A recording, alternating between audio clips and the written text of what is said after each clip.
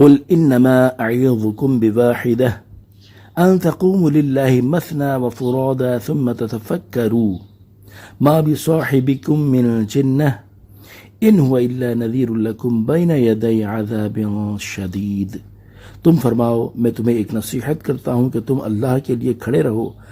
دو دو ہو کر اور اکیلے اکیلے، پھر تم غور و فکر کرو تو تم جان جاؤ گے کہ تمہارے ان صاحب میں جنون کی کوئی بات نہیں، وہ تو تمہیں ایک سخت عذاب سے پہلے صرف ڈرانے والے ہیں۔ تفسیر صراط الجنان، یعنی اے حبیب صلی اللہ تعالی علیہ وآلہ وسلم، آپ فرما دیں کہ اے لوگوں میں تمہیں ایک نصیحت کرتا ہوں،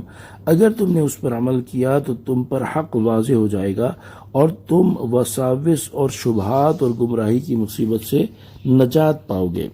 وہ نصیحت یہ ہے کہ تم اپنے آپ کو طرفداری اور تعصب سے خالی کر کے محض طلب حق کی نیت سے اللہ تعالیٰ کے لیے دو دو ہو کر کھڑے رہو،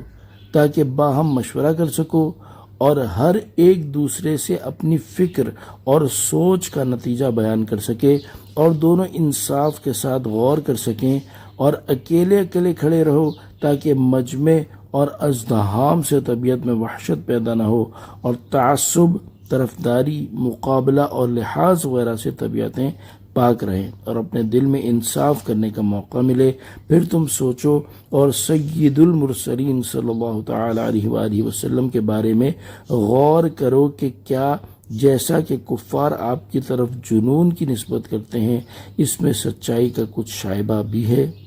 تمہارے اپنے تجربے میں قریش میں یا پوری بنی نوع انسانی میں کوئی شخص بھی اس مرتبے کا عقل مند نظر آیا ہے؟ کیا ایسا ذہین، ایسا سچا، ایسا پاک نفس کوئی اور بھی پایا ہے؟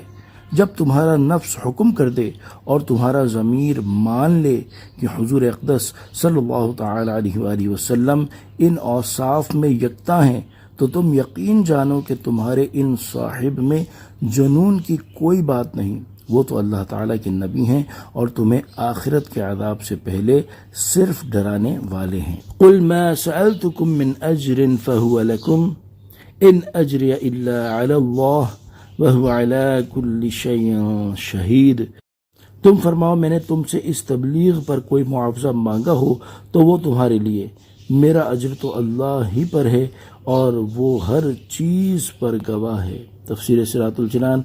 اس آیت کا خلاصہ یہ ہے کہ اے حبیب صلی اللہ تعالی علیہ وآلہ وسلم، آپ کفار سے فرما دیں کہ میں نصیحت و ہدایت اور تبلیغ و رسالت پر تم سے کوئی معاوضہ طلب نہیں کرتا۔ اگر میں نے تم سے اس تبلیغ پر کوئی معاوضہ مانگا ہو تو وہ تمہیں ہی مبارک ہو، اسے اپنے پاس سنبھال کر رکھو، میرا اجر و ثواب تو اللہ تعالیٰ ہی کے ذمہ کرم پر ہے اور وہ ہر چیز پر گواہ ہے، لہذا وہ جانتا ہے کہ میں نے تمہیں نصیحت کرنے اور اس کی طرف بلانے پر صرف اسی سے اجر طلب کیا ہے۔ صلو علی الحبیب صلی اللہ تعالی علی محمد صلی اللہ تعالی علیہ وآلہ وسلم۔